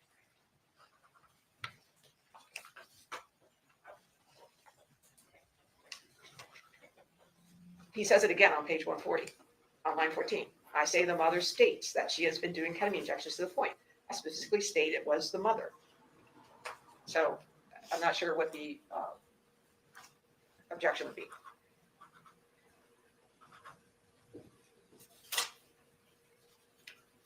You're taking this for the, were you finished, Ms. Quarles? Yes. The objection is relevance 403 and along the lines of what was discussed on Friday afternoon and this morning. This is a resident, it all weighs into chapter 39 issues. This is a resident who's not competent to give these opinions. His record also indicates that Maya had a normal gait during this admission at Arnold Palmer Hospital. So his records are completely unreliable. The prescriptions at the time were for IV ketamine at home. So it's confusion on the Candy resident's part. delivery. And again, none of the supposed knowledge of this resident in April 2016 was ever communicated to or made aware to Johns Hopkins Children's Hospital in October of 2016. So it's irrelevant to the medical malpractice claim. It's not even relevant to an intentional infliction claim. It's not relevant to any pending claim in the lawsuit, and it's a 403 issue. The court on other occasions has refused to admit evidence that would be along the same lines as this. Those are our objections. He also works for Johns Hopkins. Oh, he now works for Johns Hopkins, by the way. At the time And of he death. joined them in 2017 and worked for them during this deposition. Not sure the relevance of the last comments, Judge, but this clearly goes to credibility issues with the patient, with the plaintiffs. It goes to Mr. Kowalski's testimony that they would not be injecting at home. I mean, it's a credibility issue that the plaintiffs are under anyway. It also goes to past medical history. It goes to several issues in the case. Well, there's already testimony that for the Kowalski family, both Jack and Maya, if I remember correctly, that she was receiving ketamine at home orally. Correct, but they specifically denied that there was any injections of ketamine done at home. Just out of curiosity, though, other than how is this not a collateral issue? Well, y'all love that statement, don't you? I'm sorry, it's That's not a okay. microphone. Yeah, My apologies. It's not collateral, Judge. It goes again to the jury's assessment of Mrs. Kowalski's state of mind. It goes to the Munchausen's concerns that are being raised. It's support of that. It's a impeachment of the plaintiffs directly involving their testimony with regard to what type of care that she was having at home. They just asked Dr. Elliot, don't they have the right to make these decisions? They're putting this issue in front of this jury. And the jury, I think, needs to understand, as part of their assessment of this case, what types of decisions were these parents making? And at this point, there's evidence that Mrs. Kowalski was, contrary to the testimony that's been presented to this jury, was in fact injecting ketamine into Maya. And are there any records, prescriptions that were filled with IV ketamine? Yeah, I can handle that. Do you mind if I handle that question? Go for it. Okay, yes, oral ketamine and IV ketamine can both be used in the same way. And this is why it goes to the heart of the case, is because when the Kowalskis came to All Children's, part of our medical team's concern was they weren't able to access some of the outside records. And as I rushed to the bench during one of the questions of Dr. Katzenstein with, when they're asking, does any of this show a dangerous practice, that the Kowalskis continue to inject into this litigation, that everything that they did on an outpatient basis with other doctors is safe. It was the whole theme with Dr. Elliot. What we did was safe. This was normal. You just weren't used to it. In fact, this goes right to the heart of the defense. For us to be able to say to this jury, we had concerns. They weren't turning over records. We had concerns with over the safety. And in fact, on both real-time and retrospective review, we're right. This is, respectively, an extremely dangerous practice for a mother who's an infusion nurse with access to these supplies and access to ketamine and knowledge of how to access a port to be able to infuse an anesthetic on her daughter through the port. Now, if they want to cross-examine and say, what other evidence you have, it's not just this record. This is not an outlier.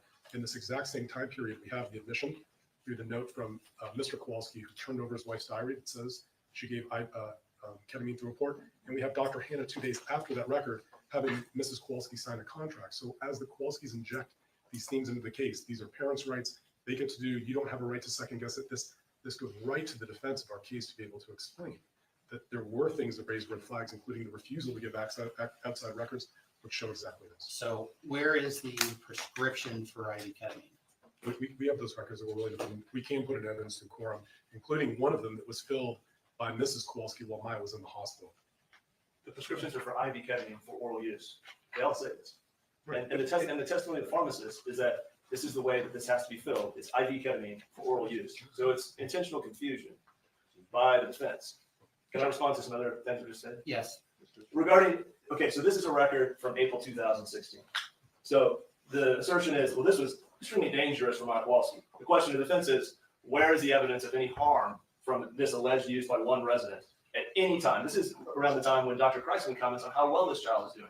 There's no evidence between January and August of 2016 of any harm to this girl during the time that this resident alleges that there was IV ketamine going to the court at home. And then I have to address this rushing to the bench idea.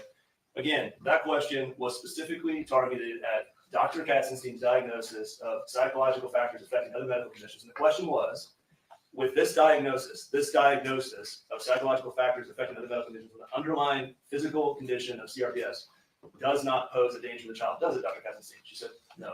That's nothing to do with a resident's opinion about ketamine and misunderstanding the prescription.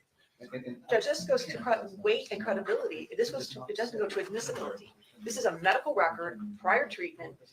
The predicate's been laid by the testimony of this doctor that he got it from Mrs. Kowalski. It's not a question of the source. This is an admission. Their arguments can all be made, but this is about admissibility, and this should be admitted. Anything else, Mr. Whitney? The question, what claim would it go to? They didn't have no knowledge at the time. And none of those, there's no evidence in this record. To Mr. Whitney.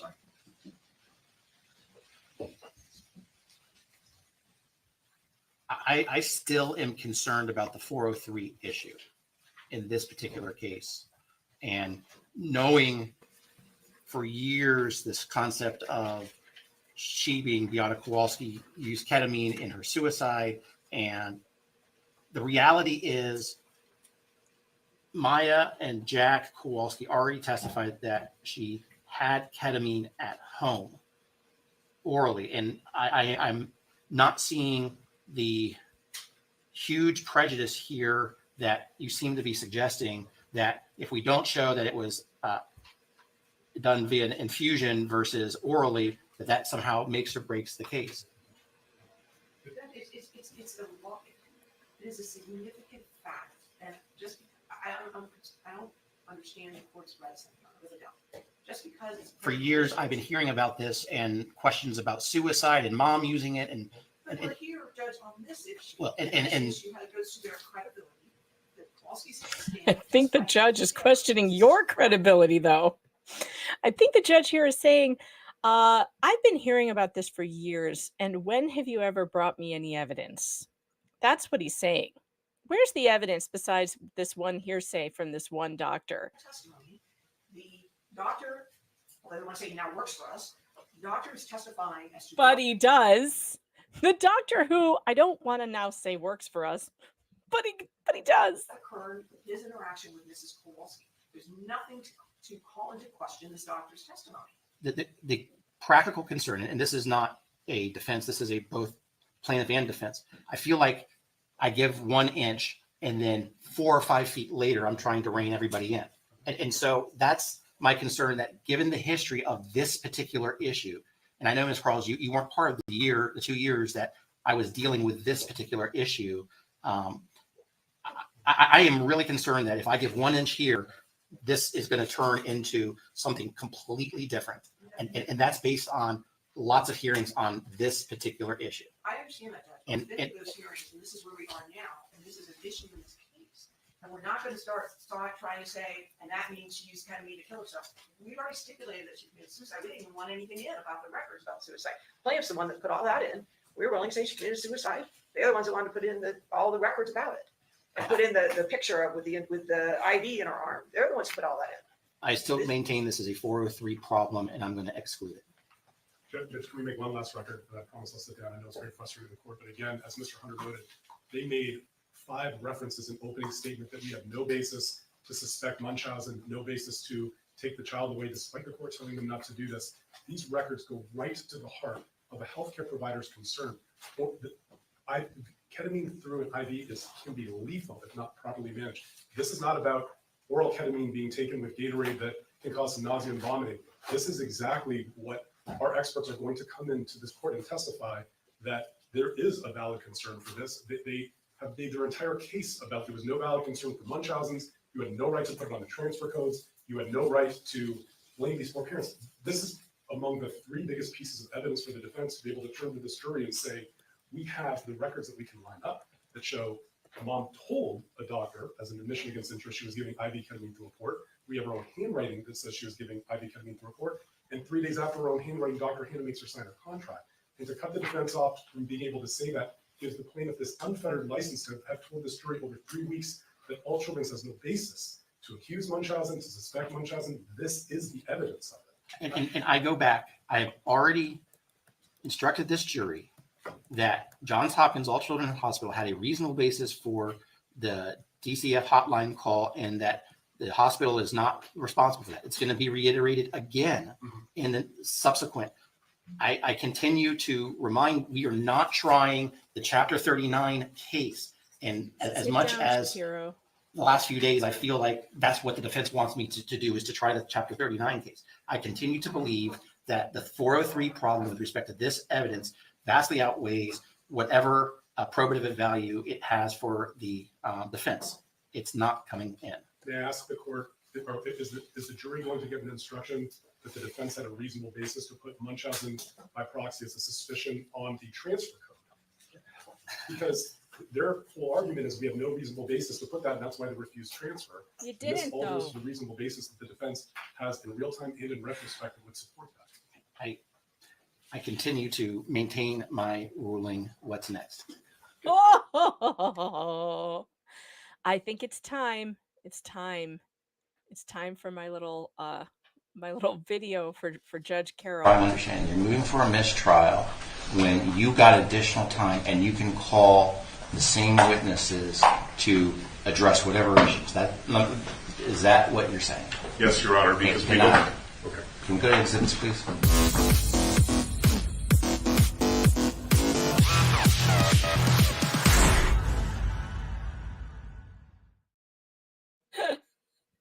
Denied. Look at that face. It's so good. Okay. Question regarding that. Just mechanically, Your Honor, if court please. Can the deposition that has been proffered that we wanted to play, is that a sufficient proffer, or do we have to haul this guy down? Well, I don't know what you mean. I mean, I am talking about the specific questions that Ms. Crowell's just went over that reference the statement against interest of Beata Kowalski saying something to the effect of I administered ketamine via IV. I think that issue you have told me about. If there's something else that you were going to call this doctor for, then I can't say that the proffer is complete. If that's the only reason why you're going to call this witness, then to me, I think you have completed the proffer. Did you know? I do. But I mean, obviously, though, we have not heard all of the statements from the plaintiff's side as to why they would believe that he made a mistake. It's a he, right? Brandon made a mistake with respect to what he heard from Bill. But regardless, I don't need anything more on the IV ketamine issue at home. I just want to talk schedule, Judge, and what the plan of action was. I have something substantive to discuss, which is Dr. Crane is going to be testifying tomorrow, we're told. That's the defense expert, anesthesiologist, and pain management physician from Stanford.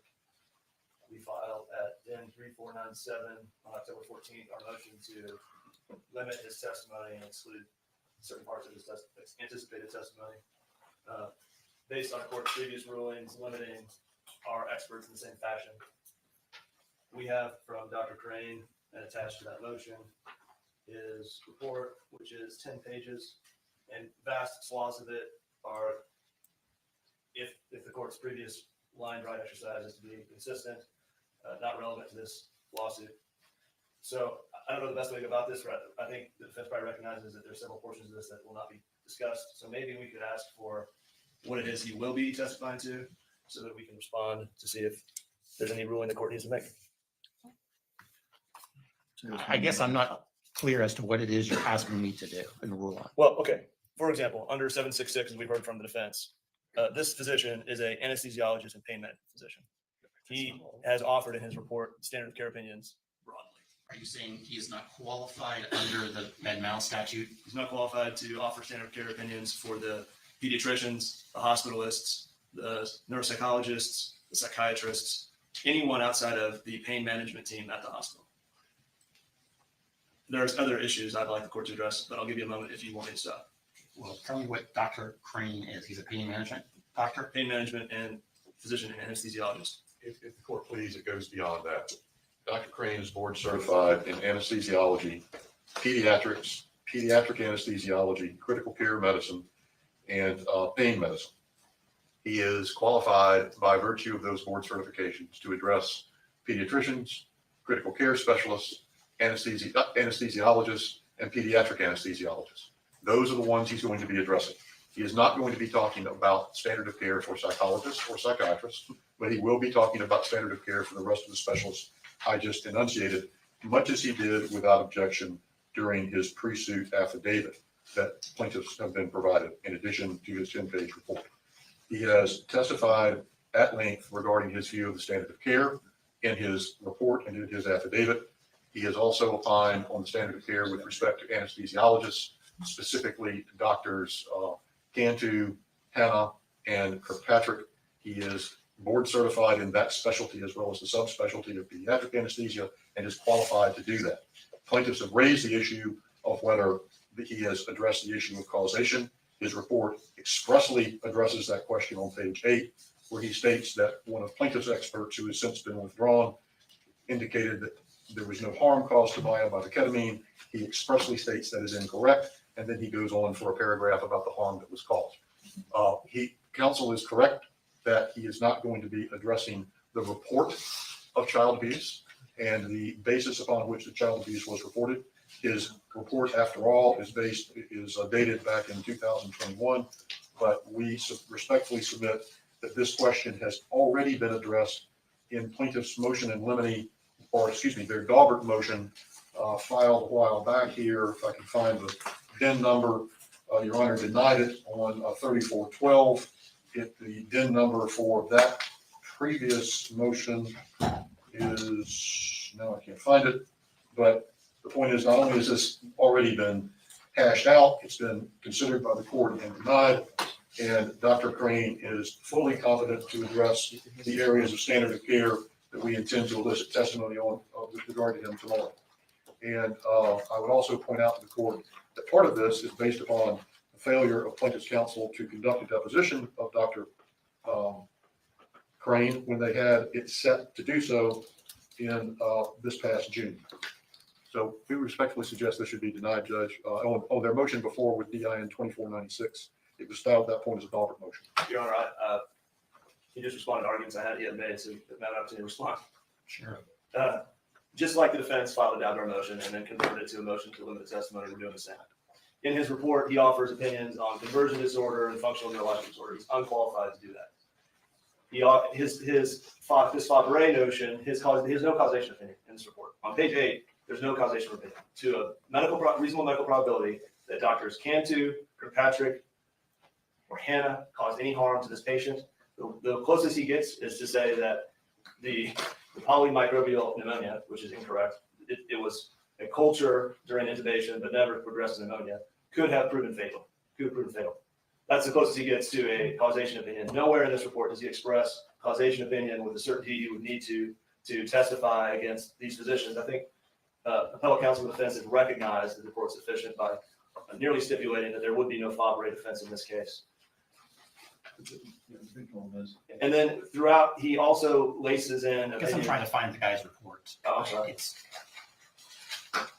Where is, I'm looking at 3497. Your Honor, I've got a copy of it here. And this is Exhibit H. Hold on. I have to look up Fabre defense because I don't understand. I didn't know that term. Fabre defense in Florida, when a defendant says that someone else is responsible and that someone else has not been sued, that someone else, also known as a third party, is called a Fabre defendant. Okay. So hopefully that cleared some of that up for you. So our motion, I'm told. As long as I'm for Dr. Alexander.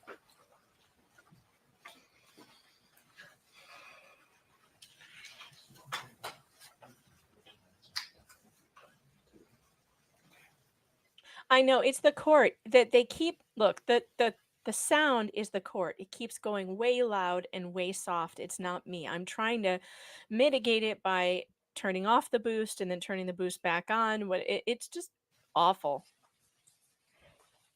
Well, on the question of whether he would meet the qualifications under Chapter 766.102, or I should say Section 766.102, paren 5. We're not challenging as to his specialties on that basis. We're challenging to specialties he's not qualified in, such as psychology, psychiatry. Well, and I think he just said that they weren't. Okay, then there's no issue over that. So then the next issue is that he being Dr.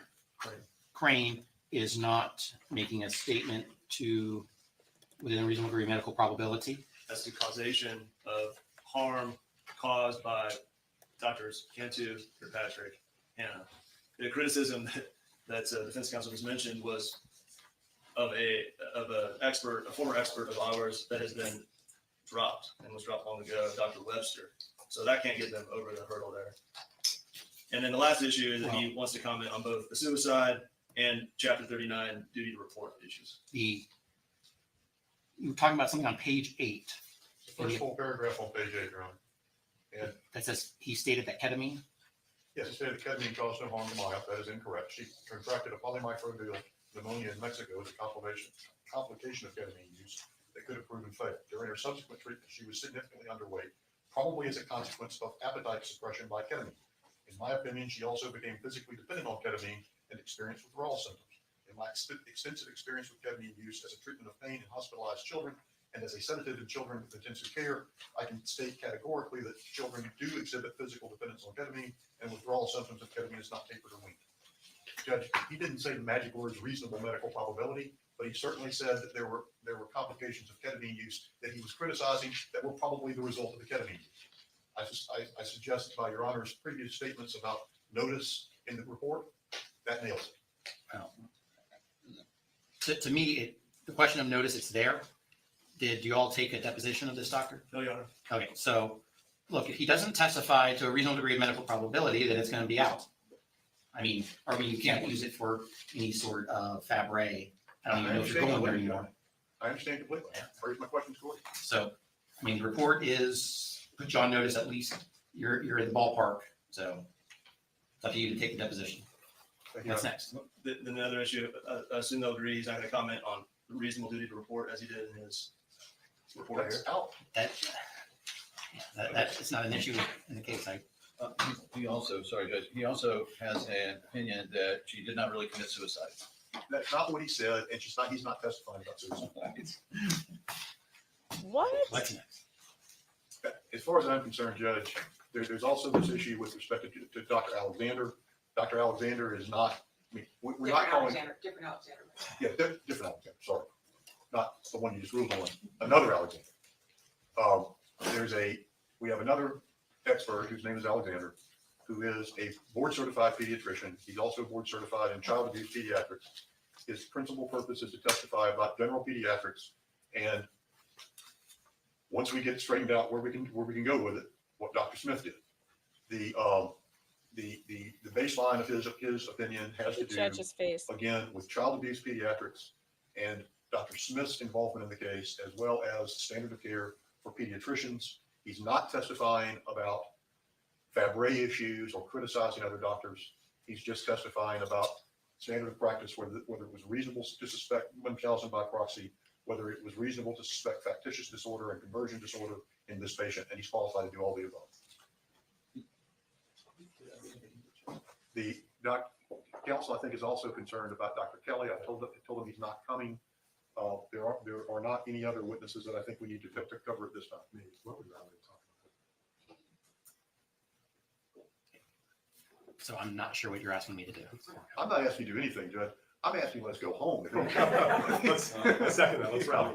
Yeah, Judge, Judge, I guess it would be then our motion. And the problem that we've got is exactly what the court has been dealing with over the whole weekend. They're going to try to drag this case back into a Chapter 39 debate about Munchausen by proxy for Beata Yes, they Kowalski, will. as opposed to anything having to do with the treatment of Maya Kowalski. And the court's made that very clear, I think. So Judge, can we talk exhibits? No. No, I don't mean deal with them right now. I just mean, what's the game? We're gonna be, I don't think we added any yet. We're going to be adding some, but since it's past, we'll be doing it tonight, so we don't need to address any of them, I don't believe, for any of the witnesses tomorrow. But we're gonna need some court's time with some exhibits. Well, I think as far as exhibits, tomorrow morning, I'm going to hopefully make rulings with respect to a whole bunch of those that we discussed on Friday. Okay. And then hopefully at some point tonight, I will turn to Dr. Malik deposition designations. Yeah, I don't think there's, have you filed? And then I'll get to, Filed their objections? Yeah. I'll also try to get to to Mr. Elliot and Mr. Altenburn, the statement about the dependency orders. Okay. That's on my plate tonight. Okay. What time would you like to hear tomorrow? Let's go with 8:30. And do you want this back? Yes, I wrote on it. I'll take it back. I only put lines. And do you want this back as well? I'm going to give that to you. I don't know what that is. And we do appreciate all the hard work, even though we never say it. I concur with Mr. Thank you. Have a good night, everybody. We in recess. All right. We did it. We did it. We got through day 21. Any final thoughts, everybody? We need a clip of what? What do we need a clip of? Sorry about the sound problems, you guys. It's the court. It's the court feed. Court TV. See, they keep switching microphones. So as soon as you see that you can hear whispering, court TV will flip over to their other microphones so that we can't hear. So it keeps shifting back and forth. And then one is very loud and one is very soft. And I have no ability to control that at all. When it's too soft, I can boost it. I have that ability. I have that add-on on Chrome, but this is a small operation here. I don't have a mixer. I don't have any of that stuff. So I can't do anything about that. Sorry. I'm barely limping by on with my computer right now that overheats. Although the laptop stand seems to be working with the fans. Yeah. All right. Well, be back here tomorrow because we will be watching day 22. And I'm just really wondering, when the hell is the defense going to be done? They have 50 some more hours to go. Ugh. 50 some more. Is that true? Or was it 26 more hours? It was, I don't know. No, let's see. They had 26 hours they've used. How many hours do they have total? They have a hell of a lot more than the plaintiff has. And I'm sure they're going to drag it out just as long as they possibly can. And man, I don't know if I can make it. I don't know if I can make it through, but I'm going to. I have made the promise that I'm going to do it. How you doing over there on Rumble, guys? Rumble Crazy Warlock says I need a drink. Yeah, well, who doesn't after all of this? All right, guys, I'll see you tomorrow. Take care, and don't forget, follow me on Locals, meganfox.locals.com, where you'll get all the notifications that you possibly could need. All right, guys, see you later.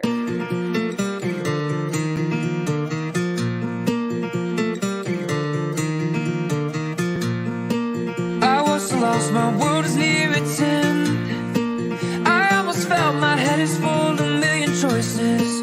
I am alive, I'm not here to pretend. I love my friends, my heart is filled with a million voices. Oh, this road has many choices. Oh, and my heart, million voices.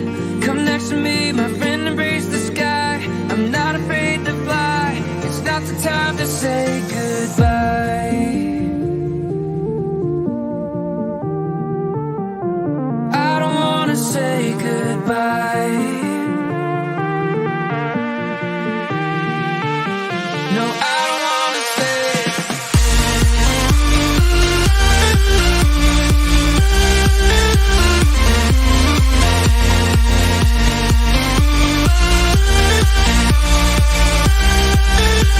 No, I don't wanna say goodbye.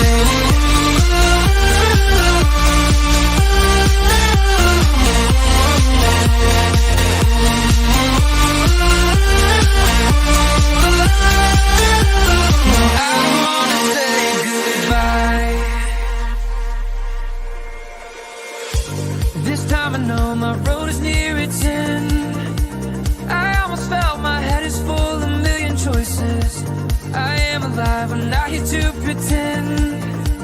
I love my friends, my heart is filled with a million voices. Oh, this road has many choices, and my heart, million voices. Come next to me, my friend, embrace the sky. I'm not afraid to fly. It's not the time to say goodbye. I don't wanna say goodbye.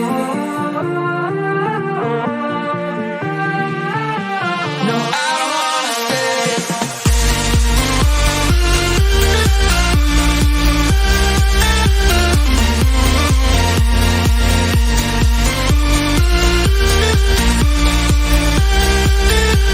No, I don't wanna say goodbye.